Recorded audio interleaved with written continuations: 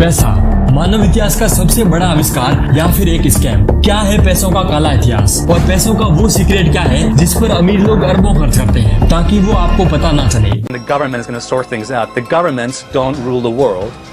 Goldman Sachs rules the world.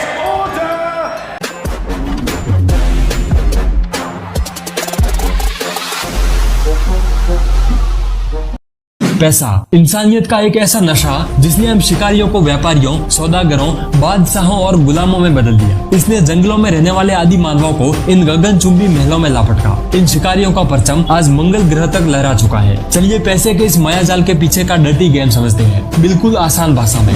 एक ऐसा कागज का टुकड़ा जिसकी खुद में कोई कीमत नहीं, लेकिन ये हमें दूसरी चीजों की कीमत बताता है। दिन रात इसके लिए मेहनत करो, उसे किसी प्रोडक्ट के बदले किसी और को दे दो और वो बंदा आगे उससे अपनी पसंद की चीजें खरीदेगा। And keeps circulating. यहीं से शुरू होता है ये मैट्रिक्स यानी मायाजाल। आज दुनिया में टोटल 1350 खरब डॉलर पैसा है, लेकिन इसमें से लगभग 1300 खरब डॉलर वो पैसा है जो नजर ही नहीं आता। नजर ही नहीं आता का क्या मतलब, आप बस देखते जाओ।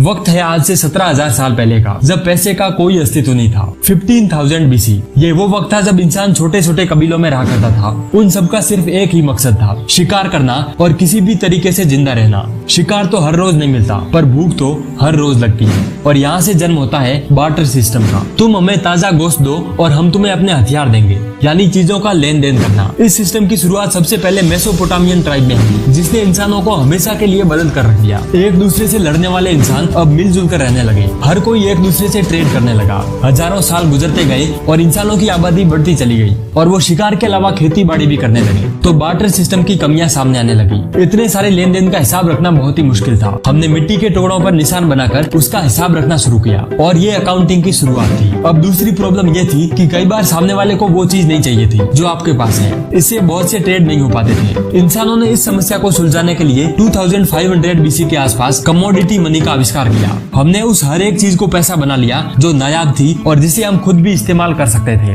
और हर कोई उसके जरिए ट्रेड करने के लिए राजी था, जैसे गाय, भैंस, तीर तलवार, जानवर और इंसान यानी उस वक्त गुलामों को भी पैसे की तरह इस्तेमाल करना आम बात थी। अब ये पता करना बहुत ही मुश्किल था कि अमुक चीज की कीमत क्या है, क्योंकि हर कमोडिटी अपनी एक अलग कीमत रखती थी। 600 BC एंशिएंट ग्रीक में मेटेलिक मनी की शुरुआत हुई। सोने चांदी के ऐसे सिक्के बनाए गए जिन पर शेर और बैल बना होता था। ये है दुनिया का पहला सिक्का, द लीडियन स्टेटर। इन सिक्कों की शुरुआत सबसे पहले 1000 BC में चाइनीज लोगों ने की और इसके बाद तो मानो सिक्कों की बारिश होने लगी। हर सल्तनत अपने नाम से सिक्के निकालने लगी और हर कोई अब सिक्के यूज करने लगा। उस वक्त ओवरसीज ट्रेडिंग जोरों पर थी। सिक्के वजन में ज्यादा होने से समुद्री जहाजों में जगह ज्यादा लेते थे। ट्रांसपोर्ट में समय भी अधिक लगता था और कई बार भयंकर समुद्री लूट का सामना भी करना पड़ता था। अब जरूरत थी एक ऐसी चीज की जो हल्की हो और जिसे आसानी से स्टोर और काउंट किया जा सके।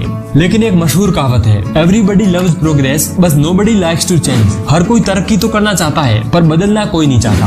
1279 मंगोलियन चाइना का शहंशाह और चंगेज खान का पोता कुबला खान, जिसने शाल के वृक्ष से दुनिया की पहली पेपर मनी को बनाया। कुबला खान लोगों को उनके कीमती चमकते हीरों के बदले बस एक कागज का टुकड़ा दे देता था और इससे इनकार का परिणाम होता था मौत। वैसे ये थी तो पेपर मनी, लेकिन इसे कहते हैं IOU, यानी मैं तुम्हारा कर्जदार हूँ। तुम ये कागज ले जाओ और जब चाहो इसे सोने चांदी में बदलवा लेना। और लोग वो तो उसी कागज को आगे ट्रेड करने लगे। शुरुआत होती है एक ऐसी ताकत की जिसे रोकना असंभव था, बैंक्स। इंटरनेशनल ट्रेडिंग की आसानी और तीव्रता से अब ये पेपर मनी दुनिया के हर कोने तक पहुंच चुकी थी। यहीं से पैसे के प्यासे कुछ लोगों ने लोगों से गोल्ड लेकर उनके बदले IOUs देने लगे, पर IOUs को वो जितना चाहे उतना छाप सकते थे। लोगों ने चोरी होने के डर से सोना इन बैंक्स में जमा कराने लगे और पैसा कमाने के लिए बैंक्स लोगों को IOUs उधार देने लगे। पेपर मनी बहुत ज्यादा हो गई, इन्फ्लेशन बढ़ने लगा। बैंक्स के पास उतने सिक्के थे ही नहीं जितने शहर में पेपर मनी थी। लोगों को ये बात पता चलने पर वो सिक्के लेने के लिए बैंक की तरफ भागने लगे। बैंक के पास सबको देने के लिए पैसा था ही नहीं। बैंक से लोगों का भरोसा टूटा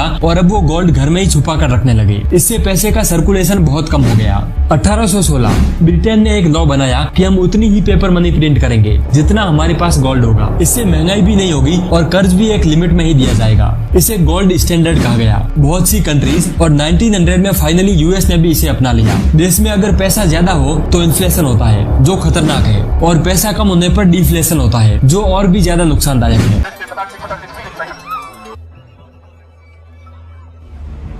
1930s वक्त था यूएस ग्रेट डिप्रेशन का और इसका कारण था डिफ्लेशन। चीजों की कीमत बहुत कम थी और कंपनीज लोगों को सैलरीज नहीं दे पा रही थी। लोगों के पास ना पैसा था और ना ही जॉब्स। इकोनॉमी क्रैश करने लगी। इसका समाधान निकालते हुए प्रेसिडेंट रूजवेल्ट ने 1933 में डॉलर और गोल्ड का रिश्ता खत्म कर दिया। इन्फ्लेशन कंट्रोल करने के लिए सेंट्रल बोर्ड फेड को बनाया गया। वो वायु यूज जिसे आप गोल्ड में कन्वर्ट करा सकते थे, अब वो महज एक कागज का टुकड़ा रह गया था जिसकी कीमत हर दिन कम होती जा रही थी। आज के वक्त दुनिया में यही पेपर मनी या फियाट मनी चलती है और अब हमें स्पीड की जरूरत थी जिससे हम पैसों को कुछ नैनो सेकंड्स में कहीं भी ट्रांसफर कर सके। 1980 में लॉन्च होती है डिजिटल मनी। लाखों करोड़ों की ट्रांजैक्शन महज कुछ ही सेकंड्स में। ना चोरी का डर, ना गिनने की जरूरत और बैंक्स को ना प्रिंट करने का झंझट। इससे घर बैठे हम 1 सेकंड में कुछ भी खरीद सकते थे। डिजिटल मनी की भी एक बहुत बड़ी कमी थी, हैकिंग। इसे हैक करना मुश्किल तो है पर नामुमकिन नहीं। तो 2009 में लॉन्च हुआ एक ऐसा पैसा जिसे हैक करना ऑलमोस्ट इम्पॉसिबल है, क्रिप्टो करेंसी या बिटकॉइन। बिटकॉइन एक ऐसा पैसा है जिसका गवर्नमेंट से कोई ताल्लुक नहीं। दुनिया तो इसे बनाने वाले का बस नाम ही जानती है, सतोशी नाकामोटो, और कुछ भी नहीं। लेकिन इस पर कोई भी गवर्नमेंट रूल्स नहीं अप्लाई होने से इसे इलीगल ट्रांजैक्शंस में आसानी से यूज किया जा सकता है।